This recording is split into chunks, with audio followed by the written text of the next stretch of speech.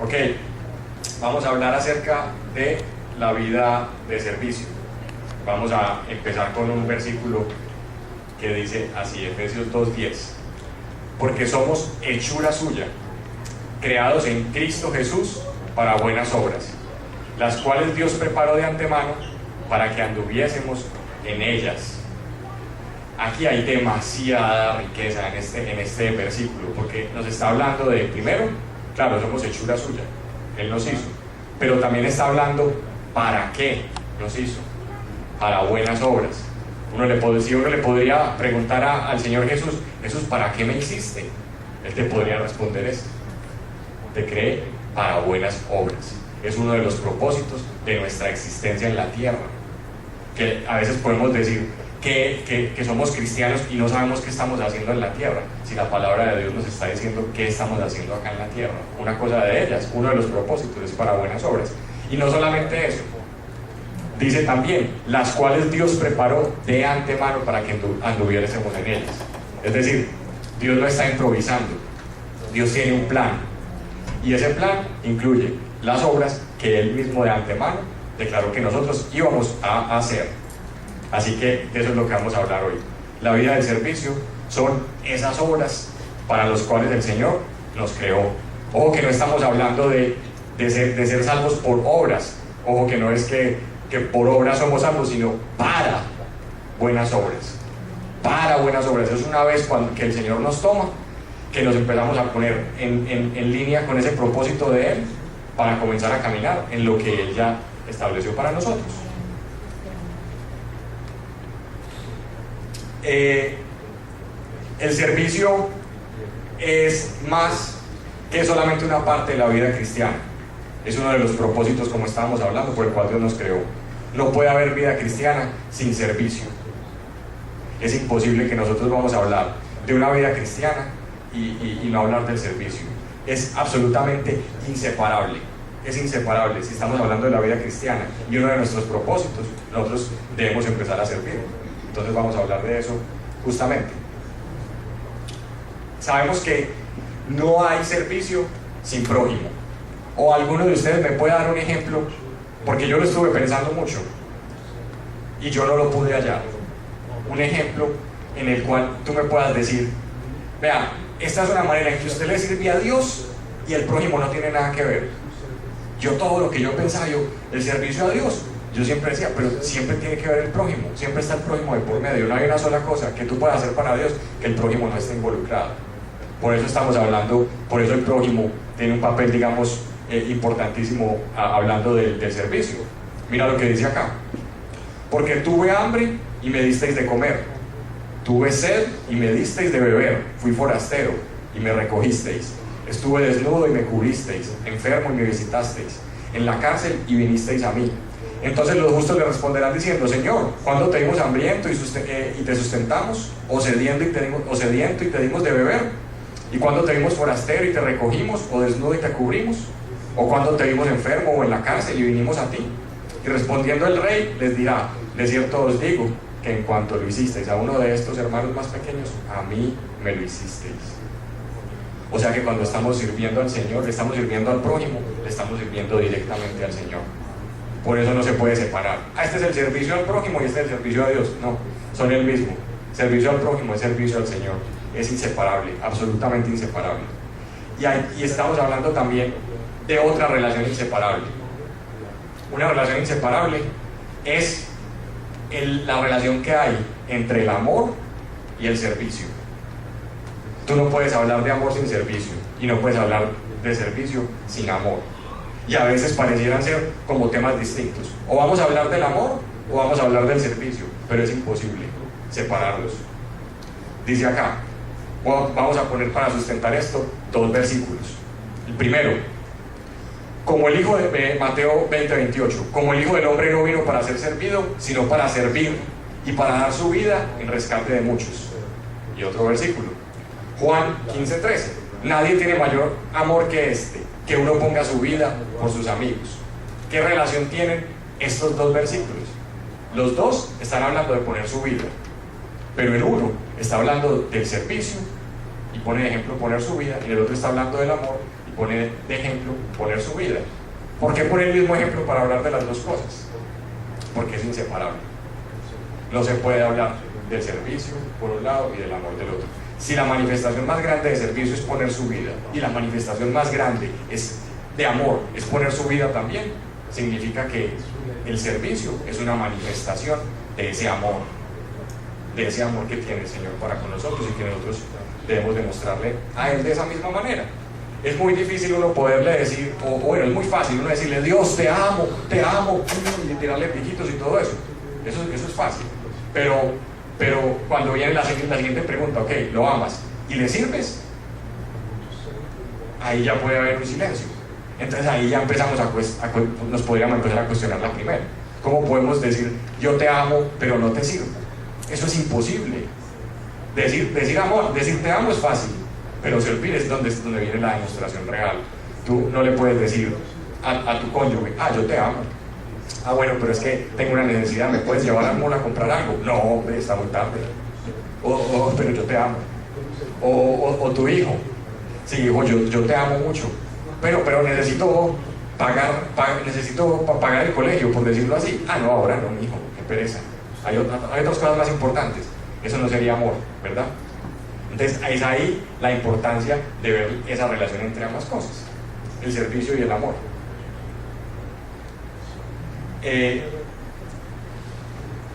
Dios promete recompensa por el servicio y es importante tener esto en mente.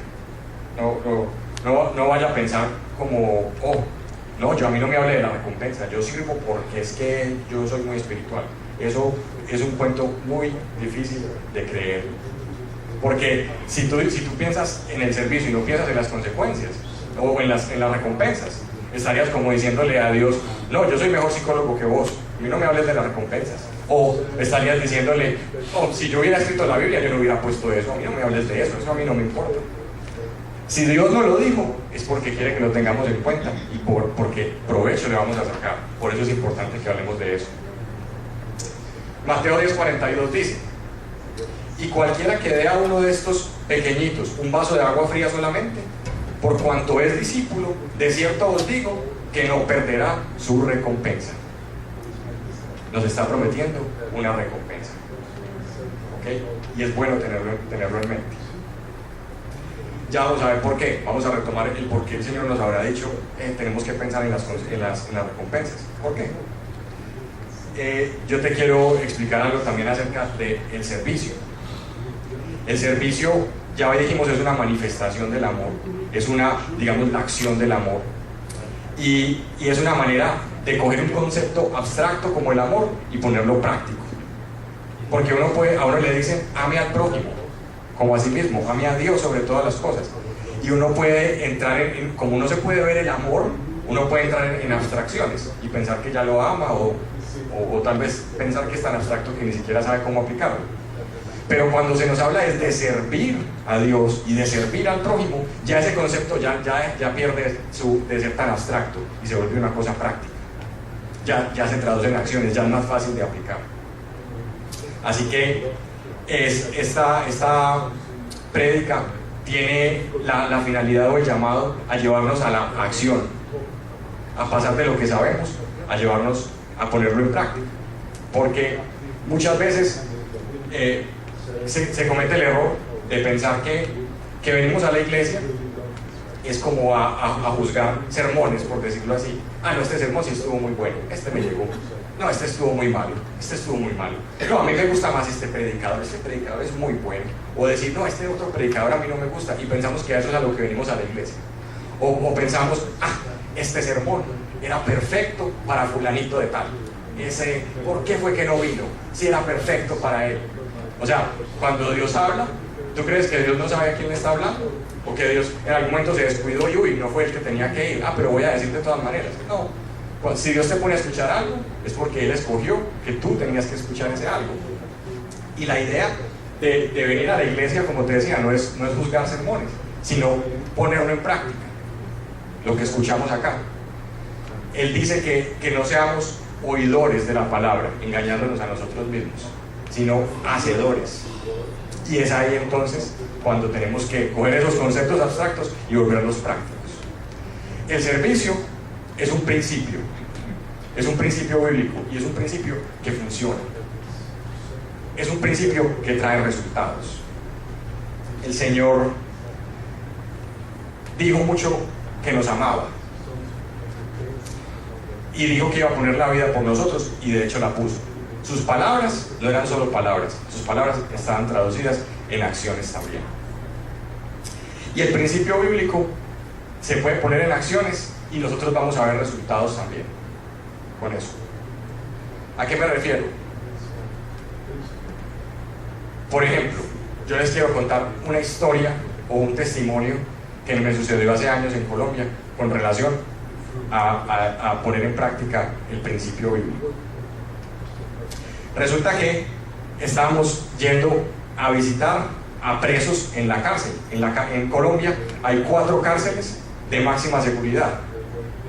Hay una de ellas particular que es demasiado, digamos que está muy aislada, digamos el Alcatraz colombiano, por decirlo así, donde tiene historias de 0 fugas y de los alias más famosos han estado allá. Es impresionante. Cuando estábamos entrando a esa cárcel, era la primera vez que yo iba a un centro de máxima seguridad. Pasamos habían varios cordones de seguridad, es decir, entramos a la cárcel, nos requisaban la máquina de rayos X de metales, pensábamos que ya estaba todo tranquilo, pero llegamos a otro anillo de seguridad y otra vez otra requisa, y esta vez ya con perros. Pensamos que ya había pasado eso, entrábamos a otra y otra vez otra requisa antes de llegar a donde están los presos. Otra vez lo mismo, 4. La cuarta ya era con interrogatorio, ya era sentado en cada uno de los que iba a entrar, sentado en una sillita con 2 investigadores ahí preguntándole: ¿y usted a qué viene? ¿Y quién es? Y vuelven a preguntar quién es y para qué viene. Yo me sentía como que me van a dejar aquí de una vez, ¿o qué? ¿Por qué tanta seguridad? Como les decía, había muchos alias famosos en esa cárcel. Nosotros no íbamos a visitar particularmente a uno, sino que íbamos a general. Habían hablado, yo no, porque yo no tengo ese talento, pero había alguien en Colombia que tenía el talento para llamar a las empresas, a las cárceles, a los colegios y generar contactos. Ese no era definitivamente mi talento. Yo, si llamaba a alguna parte, posiblemente no me dejaban entrar, pero esta persona era muy hábil con eso. Hizo un contacto en la cárcel y no íbamos a visitar a uno en particular, sino a nivel general. No sabíamos ni quién, ni por quién. Llegamos y empezamos a orar por los presos. ¿Cómo se dio eso? Nos metían de a pequeños grupos en un saloncito con 2 guardias, digamos que entraban día 10 o día 20, se les contaba un testimonio, orábamos por ellos y hasta ahí. Llegaba el otro grupo, orábamos por ellos y hasta ahí, todo tranquilo. Yo me sentía, digamos que tranquilo, porque yo, bueno, por lo menos tengo unos guardias aquí, están controlados. No les puedo negar que yo tenía miedo. Porque la gente era amenazante. Cuando estábamos pasando por al lado de las celdas, la gente nos miraba como... Yo sentía miradas horribles que yo decía: esta gente me está mirando. Te digo que hasta intimidantemente me miraban los zapatos como ni que fueran buenos, pero me miraban como con ganas de robárselos. Eso era lo que yo decía, eso es increíble, ¿qué pasa aquí? Ya estábamos todos tranquilos, yo dije: bueno, ya pasó esta cosa, ya descansé. Cuando viene el director de la cárcel y dice: listo, ahora sí, sigue, vamos a orar por los presos de máxima seguridad. O sea, los presos dentro de la misma cárcel de máxima seguridad, había un pabellón para todavía la gente más peligrosa. Y no se queda con eso. Nos dice: cuidado con esta gente está aislada 24 horas en una celda particular con una puerta de hierro. Esta gente está allá porque incluso hasta con cepillos de dientes los afilaban en el suelo y mataban a otros presos, trataban de matar a otros presos. O sea, los tenemos que aislar, porque si se juntan con otro preso, hay problemas graves. Y ahí otra vez yo volví a decir: y no se da el arrebatamiento ya. Yo, ¿cómo me voy a ir a hablar con una persona que está incluso, que podría tener un arma con un cepillo de dientes? No había nada más que hacer, pero yo la verdad no quería ir. Yo decía: ¿qué va a pasar aquí? Pues llegamos a ese pabellón, éramos más o menos unos 4 o 5 de nosotros, y está el pabellón.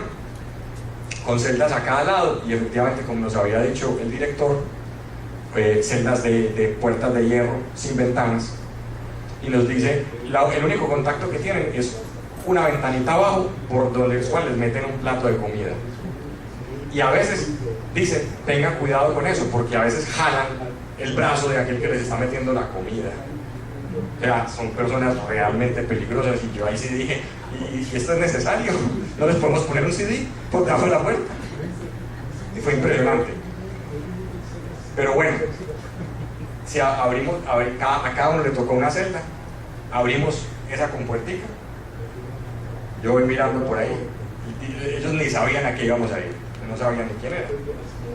Hola, mira, venimos de parte de una fundación, mira, yo quería contarte un testimonio, yo quería contarte que mi vida cambió. Bueno, de una manera muy sencilla, le empezamos a contar, cada uno a su propio, digamos, interno que le había correspondido. Empecé yo a hablar con él, y la persona estaba por allá en un rincón, y se empezó a acercar. Y decía, me va a coger la mano. Entonces yo me acercaba. Se empezó a acercar, y se tiró en el piso también. Yo también tenía que estar tirado en el piso, porque la compuerta era en el piso. Yo estaba ahí tirado, y yo llego y se puso en la misma posición, y él ahí escuchándome. Y era, ay, sí. Cuando de pronto esta persona comenzó a llorar, y comenzó a llorar. Y yo decía, ¿yo qué le está pasando? A mí lo que esta persona hizo a mí me impactó de sobremanera, porque él cogió, se entró nuevamente para un rinconcito donde tenía como una alacena o unas cosas, sacó un pedacito de torta, lo partió, cogió un poquito de jugo, lo hizo ahí mismo. El tipo llorando me dijo, ven, yo no tengo nada más para darte, no recíbeme esto. Y nadie me había venido a visitar a decirme nada por el estilo. Me dio un pedacito de torta y me compartió su jugo. Eso es un bien preciado. No tenía quien le llevara eso. Eso es algo demasiado preciado para él, es lo más importante. Si él lo comparte, en ese momento se queda sin eso. Y a mí eso me tocó el corazón demasiado. Que ya me puso a llorar, ya fui yo. Yo decía, esto es impresionante, cómo con sencillez se puede tocar una vida. Eso es un servicio, eso es un principio bíblico. No es ir a echarle biblazos o a amenazarlo con que se va a condenar en el infierno. Simplemente con la acción de servirle, ya Dios había empezado a tocar ese corazón. No fue ni lo que dije, ni fue nada de eso. Era simplemente poner en práctica un principio bíblico de servirle a la persona. El servicio es un principio en el cual el Señor actúa y no tiene nada que ver con nosotros, es el Señor mismo quien lo hace. Y ese principio bíblico es para aplicarlo en todos. No estamos hablando solamente de la cárcel o nada de eso. Ese principio bíblico es para aplicarlo también en la casa. Uno normalmente piensa que las cosas en el mundo espiritual funcionan del mismo modo que funcionan en el mundo material, por decirlo así. Digamos, queremos traer a alguien a la iglesia, por poner un ejemplo, y pensamos que hay ciertas estrategias que nos las da el mundo, como quien dice, insístale, comprométalo, hágalo sentir comprometido, hágalo sentir culpable para que venga. Bueno, y una cantidad de cosas que tratamos como de convencer al otro para que venga a la iglesia, por decir algo. O tratamos de convencer a nuestro cónyuge para que haga algo, ¿cierto? Pero el principio de servirle a la persona es lo que realmente va a impregnar y va a hacer que la persona le parezca agradable venir a la iglesia, por decirlo así.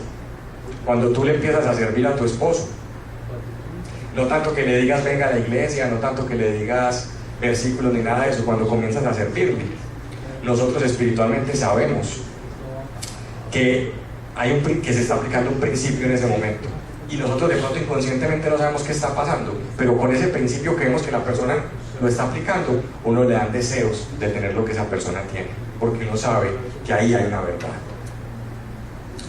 El mundo nos ha dicho que cuando nosotros servimos, entonces nos ponen un pie encima, y eso es mentira.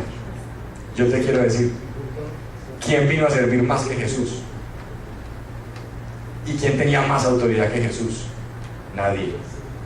El servicio no nos hace perder autoridad en lo más mínimo si se hace en la dimensión correcta. Nunca. No se puede. Del mismo Jesús decía, ¿no? Este habla como con autoridad, no como hablan los fariseos. De él mismo dijeron. Y no eran necesariamente creyentes los que dijeron eso. Es decir, Jesús nunca perdió su autoridad. ¿Y qué hizo él? Con un balde le lavó los pies a los discípulos. ¿Perdió autoridad? Ni un momento, ni un solo momento. No se puede confundir el servir con el servilismo, y ya son cosas muy diferentes, son cosas supremamente distintas, y vamos a ver cuál es la diferencia también. ¿Cuál es la diferencia en ser un servidor o simplemente ser servilista? El servilista, si no se lo niego, el servilista sí se aprovecha. Del servilista, si le ponen un pie encima, no tiene autoridad tampoco. Pero vamos a ver cuál es la diferencia. ¿Por qué? Porque el servicio tiene dos dimensiones: la dimensión espiritual o la dimensión carnal. Te quiero contar también un testimonio de la persona que estuvo aquí el sábado y el miércoles, de Enrique Escobar. No sé si tuviste la oportunidad de escucharlo, pero esta persona nos relata cómo empezó su vida de servicio. Y estamos hablando de una persona que viaja por todo el mundo, una persona que tiene muchos CDs, muchos libros y testimonios de todo tipo. Una persona que Dios utiliza, pero poderosamente, y cuenta cómo comenzó él. Y yo quiero compartirte ese testimonio también para ejemplificar las dos maneras del servicio: el servicio en la carne y el servicio en el espíritu. ¿Cómo comenzó él? Él recibió una sanidad, se demoró un tiempo en aceptar que había sido el Señor, hasta que lo aceptó. Su familia se restauró, estaba viendo ya frutos, esto está como bueno. Empieza a ver que se mejora su relación con los hijos, entonces está sano, se restauró su matrimonio, se restaura su relación con los hijos. Dice, esto está bueno, definitivamente este Dios funciona. Y piensa, ya recibí de él, ahora quiero empezar a dar. ¿Cómo empiezo a servirle? Ya tengo cosas que contar. Digamos que no había cambiado toda su vida, pero había cambiado ciertas cosas, y ya decía, ya quiero empezar a servir. Entonces fue a su iglesia y habló con el jefe de servidores y le dijo, mira, yo quiero comenzarle a servir a Dios, estoy muy agradecido y quiero comenzar a servir. Y él le dijo, muy bien, tenemos un voluntariado limpiando las sillas de la iglesia. Y él dijo, perfecto, yo lo quiero hacer. Estaba hablando que era una iglesia de 1000 miembros, y quienes limpiaban las sillas podrían ser unos 4 o 5, les tocaba de buena cantidad de sillas. Y él dijo, está bien. Fue a la casa y buscó 2 trapitos. Y yo voy a empezar. El servicio empezaba a las 10 y él dijo, listo, vamos a empezar desde las 7:30. Llegó a las 7:30 como todos los otros servidores. Empezaban a orar primero por el servicio y todo eso. Y él decía, perfecto, le voy a servir a Dios. Y empezó a limpiar sus sillas. De vez en cuando miraba a los otros que estaban limpiando sillas, para no terminar muy rápido ni tampoco ser el último. Y ahí iba mirando, iba limpiando sus sillas con sus 2 trapitos, bregando que quedaran relucientes. Empezaron a pasar 2 meses y él seguía limpiando las sillas, y pasó algo muy particular. Resulta que ellos tenían un jefe de servidores, y a ese jefe lo promovieron a otro cargo. Entonces le dijeron a todos los que limpiaban sillas, vamos a escoger entre ustedes el nuevo jefe de servidores de los que limpian sillas. Y él cuenta que él decía, esto es para mí, esto tengo que ser yo. Yo soy el único que trae 2 trapitos, no 1, sino 2 trapitos. Y encima de eso me esfuerzo y llego temprano y las dejo relucientes. Y yo no soy el primero que acabo, y tampoco soy el último. Eso lo tienen que ver. ¿Cómo no voy a ser yo el jefe de los limpiasillas? ¿Listo? Dicen, vamos a orar. Llegó el momento de escoger al nuevo jefe de los limpiadores de sillas, y se toman todos de la mano. Y el líder dice, ok, vamos a orar al Espíritu Santo y que nos revele el nombre de la persona que será el siguiente. Y él estaba convencido que iban a decir su nombre. Él cuenta que estaba ahí cogido de las manos y que parecían como en el final de un reinado de belleza. que eran con los ojos cerrados, y abría un poquito los ojos de reojo a ver qué estaban mirando los otros, esperando a ver. Yo había pensado cómo iba a dar las gracias, su discurso, cuando de pronto dicen otro nombre que no era el de él, y él ahí mismo se decayó. Pero ¿cómo es posible? Bueno, felicitaciones, ay, la sonrisa, hija, maravilloso, te lo mereces, claro, pero adentro del corazón, otra cosa muy diferente. Adentro del corazón era, ¿y por qué no fui yo? Bueno, sigue pasando el tiempo y empieza a suceder algo. Ya no llevaba 2 trapitos, sino que llevaba un trapito. Ya no llegaba tan temprano, ya llegaba más bien tardecito. Ya no le importaba si terminaba de primero o le terminaba de último, ya no le importaba, ya era ir limpiando la silla. Y empezó a decaer la intensidad de su servicio, el gozo empezó a decaer también. Y empezó a entrar como en una rutina que ya era una carga, ya era otra vez este trapito pues aquí, ya no era lo mismo que era antes. Y seguían pasando los meses y estaba un poco aburrido. En una ocasión estaba limpiando una silla y siente que el Espíritu del Señor le dice: tú puedes limpiar esta silla en el Espíritu. Y él dice: no, esto me lo estoy inventando, eso ni siquiera es bíblico, qué imaginación la mía. Siguió limpiando. Por ahí en la tercera silla volvió a sentir otra vez el Espíritu de Dios diciéndole: tú puedes limpiar esta silla en el Espíritu. Y le digo: ok, enséñame, porque no entiendo, ni siquiera puedo encontrar en la Biblia donde dice algo por el estilo.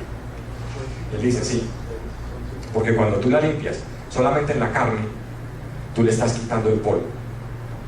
Pero cuando lo estás haciendo en el Espíritu, tú estás orando e impregnando mi presencia en esa silla, y estás pensando y tienes la intención de que quien se siente en esa silla va a recibir sanidad, va a recibir liberación, va a sentir tu presencia, va a sentir tu plenitud y tu llenura.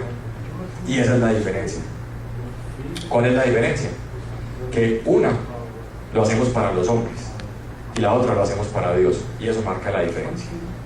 En una pensamos solamente en la dimensión natural y creemos que el servicio es solamente lo natural, cuando el servicio tiene una dimensión espiritual también, y esa es la más importante. Entonces vamos a hacer esa diferencia. Antes que nada, yo quiero aclarar que hay muchas maneras de servir, pero muchas maneras de servir. ¿Cuáles son las maneras de servir? Tú puedes, por ejemplo, saludar. Aquí en la puerta hay alguien que generalmente saluda y recibe a las personas. Eso es una manera de servir. Otra manera de servir es la persona que, por ejemplo, dispone de la alimentación y del café y de la comida, está sirviendo al Señor. Otra persona, por ejemplo, los que hacen la alabanza, los que predican, los que hacen por decirlo, el flyer para hacer los eventos o algo así por el estilo. Es decir, hay demasiadas maneras de servirle al Señor, demasiadas maneras, y todos están sirviéndole al Señor. Otra manera de servirle al Señor también es intercediendo por las personas, intercediendo por la reunión. Ahí también le está sirviendo al Señor. Es decir, hay demasiadas maneras de servirle. Lo importante es que todas de ellas, desde que parezca una función meramente física, si se hace con la intención adecuada, tiene una trascendencia a nivel espiritual.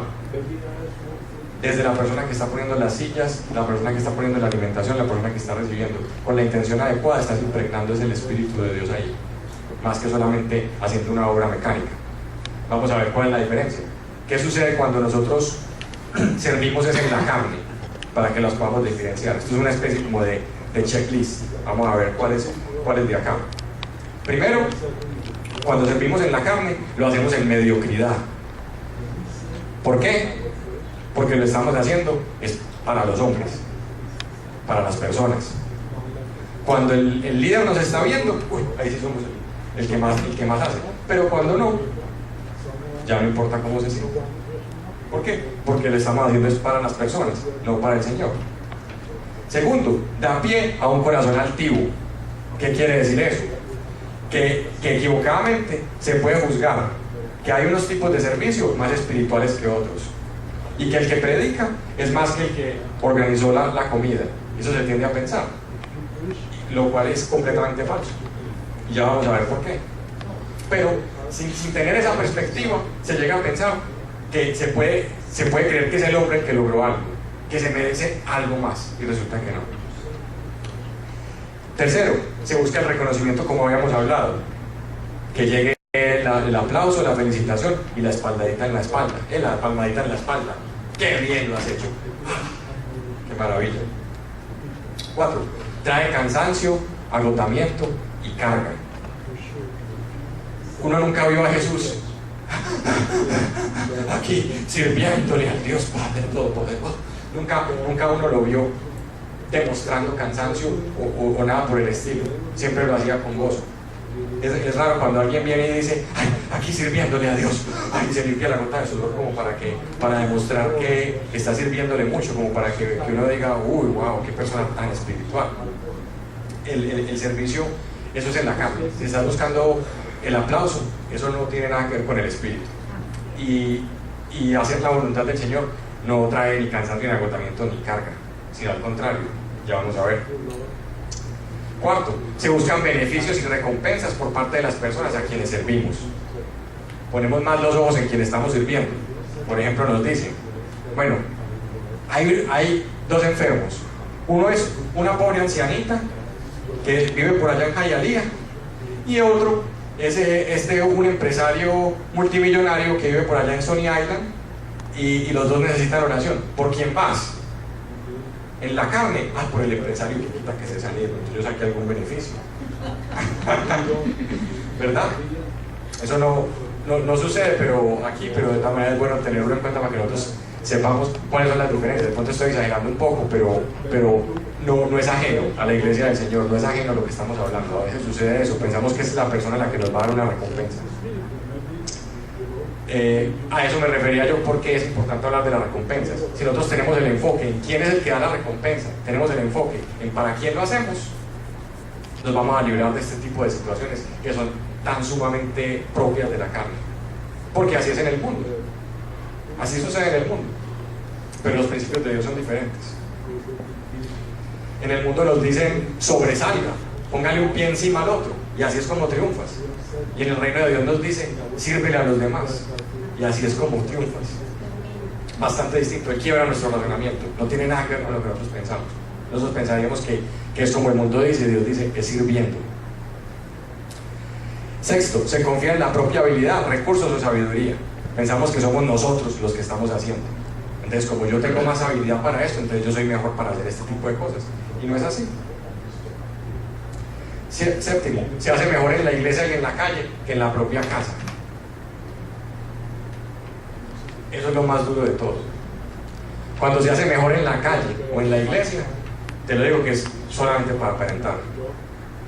Pero el Señor está viéndonos cómo tratamos principalmente primero los que están más cerca de nosotros, nuestro prójimo más directo, cónyuge, familia e hijos. Es lo primero.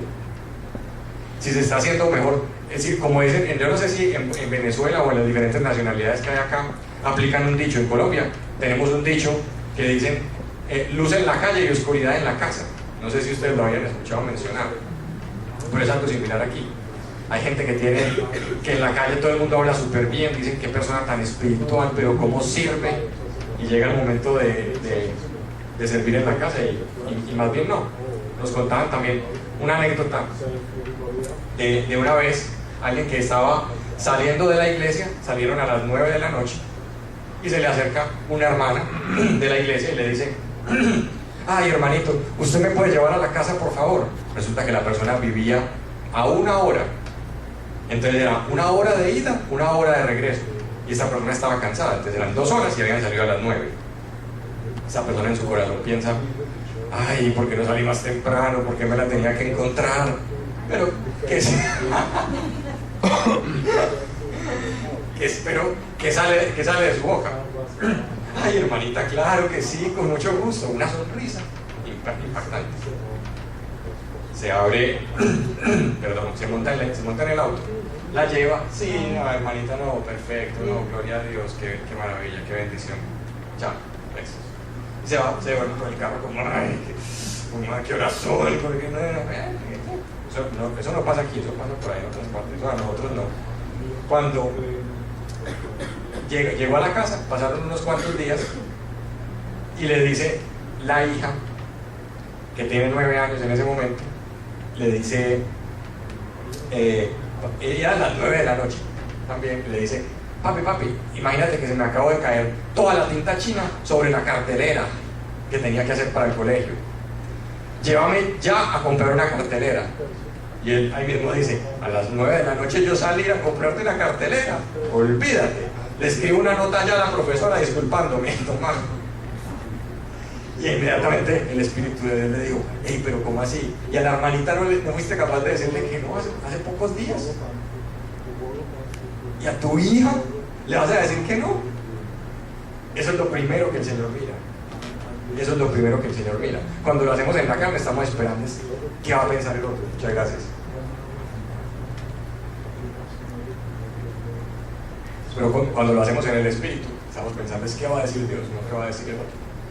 Ahora bien, ¿cuáles son las maneras en las cuales nosotros sabemos que estamos sirviendo en el Espíritu?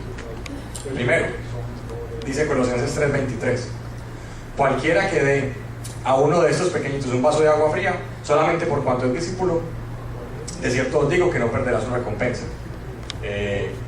No, perdón, me equivoqué de versículo aquí. Se hace en excelencia. Aquí lo que yo quería decir es que se hace, el versículo que yo quería poner aquí, me equivoqué, es que todas las cosas que tú hagas, hazlas como para Dios. Eso es lo que yo quería poner y no sé por qué puse ese. Decía, todas las cosas que tú hagas, pero conocemos el versículo, todas las cosas que tú hagas, hazlas como para Dios y no para las personas, ¿verdad? Es ahí el enfoque. ¿Para quién lo estamos haciendo? ¿Para el que nos está mirando limpiar la silla o para el que nos está mirando cómo tratamos a la familia? Ahí está. ¿Para quién? Para Dios. Segundo, se hace con un corazón agradecido. No es posible tener un corazón altivo. ¿Por qué? Porque ya sabemos, como lo vimos al principio, que el Señor primero nos creó para eso y segundo, Él ya destinó las obras que nosotros íbamos a hacer. Entonces el corazón debe estar agradecido de que el Señor nos haya permitido y planeado ese servicio a Él. Y a veces se puede pensar, no, es que Dios tiene que estar tan agradecido conmigo, es que yo como le sirvo. Y es un error gravísimo, porque es el Señor, es uno el que debe estar agradecido con Él. La oportunidad de servirle es un privilegio. Está para todos, pero es un privilegio. O sea que se hace con agradecimiento hacia Él. El Señor no iba para el infierno, somos nosotros los que íbamos para el infierno. El Señor no estuvo destituido de su gloria, fuimos nosotros los que estuvimos destituidos de su gloria. O sea que quien debe estar agradecido aquí realmente somos nosotros. 4. Hay cambio de roles cuando servimos en el Espíritu. Los servidos comienzan a ser servidores de otros con el tiempo. Y esa es la idea. ¿Por qué? Porque a veces se vuelven las personas, como decir, dependientes de otra persona. Pero necesitamos es que lleguen a ser dependientes directamente de Dios. Y cuando se es dependiente de una persona, se va a quedar toda la vida en posición de recibir. Ore por mí, déjeme, enséñeme, sí, dígame qué hacer. Y se pueden quedar toda la vida ahí. Pero cuando esa persona pasa a depender ya directamente de Dios, Dios mismo lo transforma en que pase de recibir a luego a ser bendición. Pasamos de ser servidos, luego a qué? A ser servidores. El Señor sirvió a los apóstoles, pero los apóstoles no se quedaron ahí tranquilos, listo ya, el Señor nos sirvió, qué maravilla. Ahora ¿qué siguió después? Servicio a otros. Y esos otros a otros, y por eso estamos aquí. Si la tercera generación no hubiera hecho nada, no estaríamos acá. Pero han sido generaciones de servidores, tras servidores, tras servidores, tras servidores. Nadie nació de una vez servidor. El único que nació servidor fue el Señor Jesús. Todos pasamos por ese proceso y entramos por esta puerta, buscando a ver quién nos puede ayudar, qué podemos hacer. Pero la idea es que cuando salgamos por esa puerta, salgamos buscando a quién podamos ayudar y por quién podemos hacer algo. Y esa es la visión y la idea. Entonces, cuando lo hacemos en el Espíritu, esa es una meta, y es la visión, y es lo que sucede de manera natural. 5. Se sirve igual al que tiene mucho que al que tiene poco, que se hace es para Dios. Sabemos de dónde viene la recompensa, no de la persona, sino que la recompensa es de Dios. Y se sirve primero en la casa y luego en la iglesia. Como nos estaba explicando el sábado, que la familia es el laboratorio de Dios. ¿Cómo así que el laboratorio de Dios? El laboratorio de Dios por lo siguiente. Cuando va a salir una droga al mercado, primero la prueban en el laboratorio, no la prueban en la gente primero. Vamos a ver si esto sí sirve, a ver si no mata a nadie, llevémosla para Walmart a que la vendan, y cuando hay muchos muertos ahí se la retiramos. No. La droga primero se prueba en el laboratorio, primero. Ya una vez, cuando le ponen el sello de esto es apto para el consumo humano, ahí sí, pongámosla en Walmart, ¿verdad? A eso se refiere con el laboratorio. Primero, lo que nosotros recibimos acá, lo aplicamos es en la iglesia, en el prójimo, en la familia. Cuando el Señor ve que lo estás aplicando con la familia, con los tuyos, de ahí luego siguen los otros.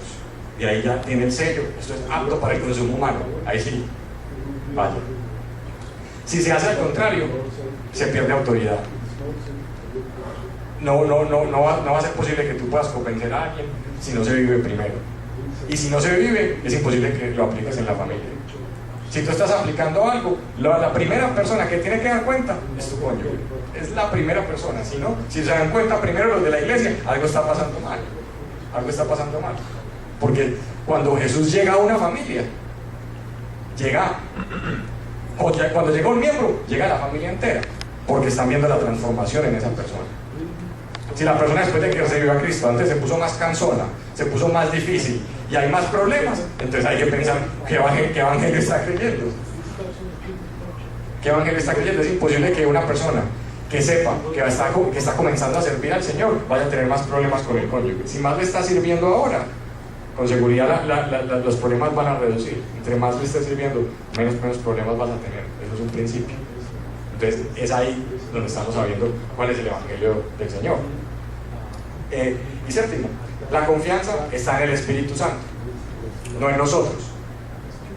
Dice 1 Corintios 12, 4 al 6. Ahora bien, hay diversidad de dones, pero el Espíritu es el mismo. Y hay diversidad de ministerios, pero el Señor es el mismo. Y hay diversidad de operaciones. Pero Dios, que hace todas las cosas en todos, es el mismo. Esta es como la cereza del postre. ¿A qué me refiero? Primero, Dios nos dijo que nos había creado para buenas obras. Luego Dios nos dijo que nos predestinó para buenas obras, que las había ya pensado de antemano. Pero esto nos lleva para otro nivel. Está diciendo, es Dios, señalemos ese, que hace todas las cosas en nosotros. Que hace. O sea, nos creó para eso, nos diseñó las obras y encima de eso es Él el que las hace. ¿Cómo le parece? ¿Cómo le parece? Es Él el que las hace, no somos nosotros. Es ahí por eso es ahí es que el corazón no se puede levantar con ningún tipo de vanagloria, porque es Él el que las hace. Si alguien le está sirviendo a Dios en el Espíritu, aplausos para el Señor, porque es Él el que lo hace. Es Él. Es como si nosotros fuéramos unos guantes, ¿cierto? Hay unos guantes de caucho que sirven para lavar platos, hay unos guantes, no sé, de un material dieléctrico para que cuando se esté manipulando electricidad no coja la corriente, hay otros guantes que sirven como de látex para protegerse, digamos, de impurezas o cosas así. Hay diferentes tipos de guantes para diferentes cosas. Nosotros somos como esos guantes. Unos están sirviendo en un ministerio, otros están sirviendo en otro ministerio, otros están sirviendo en otro ministerio para otras personas. Pero es Dios el que mete la mano en esos guantes y es el que hace. Y luego mete la mano en este guante y es el que hace. Y luego mete la mano en este guante y es el que hace. Diferentes acciones, pero es Dios mismo el dueño de la mano. El ponernos en el Espíritu es decir, Señor, haz conmigo conforme tú quieras. Úsame tú. Simplemente me pongo a disposición para que tú lo hagas. Y eso es todo. Ahí es cuando comienza, no se confía en la propia fuerza, sino que se confía en la fuerza del Espíritu Santo. Esto es imposible sin tener una relación con el Espíritu Santo. Sin tener una relación con el Espíritu Santo, lo único que se puede producir es carne. ¿Y qué produce la carne? Muerte. Así que eso es bastante importante, tener la actitud en el corazón. Dice, así Corintios 3:7, 1 Corintios 3:7. Así que ni el que planta es algo, ni el que riega, sino Dios que da el crecimiento. Ni el que planta ni el que riega es algo, por si quedaba alguna duda. Ni el que planta ni el que riega es algo. No es más el que está predicando aquí que el que está saludando en la puerta. Porque ni el que está saludando en la puerta es algo, ni el que está predicando es algo. Ni el que está sirviendo los tintos, ni el que está acomodando las sillas. La recompensa es igual para todos.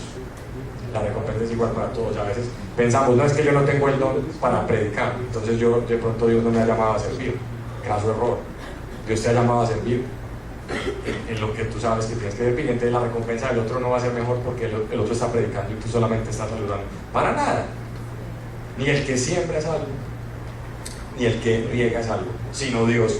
En otras palabras, ni el que saluda es algo, ni el que predica es algo, sino Dios.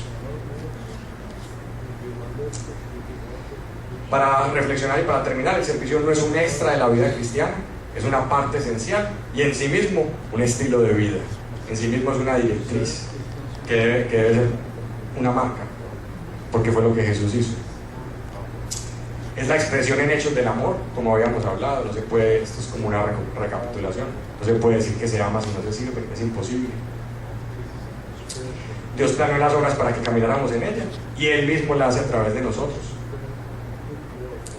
Y al entrar en la dimensión de servicio en el Espíritu, nuestra vida se llena de satisfacción, paz y gozo.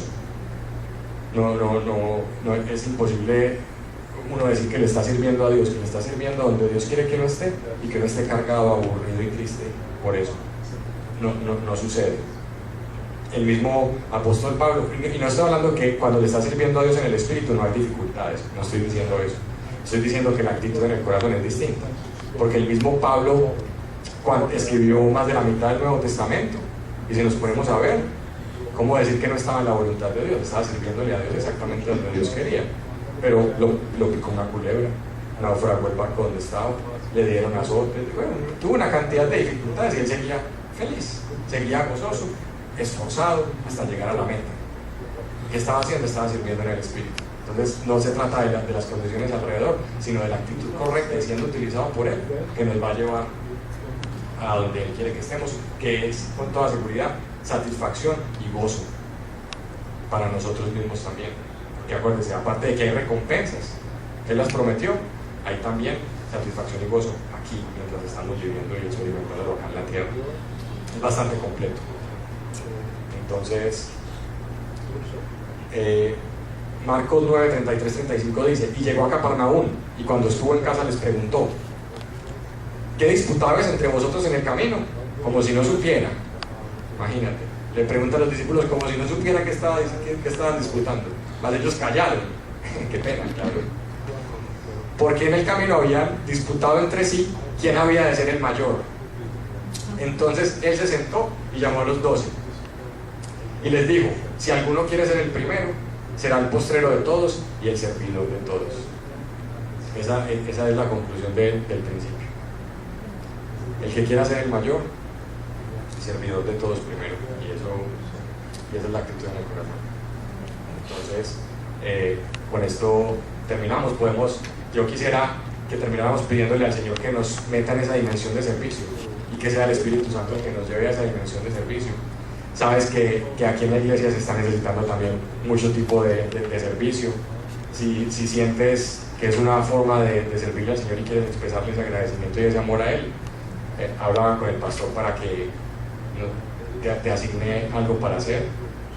Es una manera de comenzar a llevar a acciones el amor que le decimos al Señor y al prójimo. Y vamos a pedirle al Señor que nos ayude.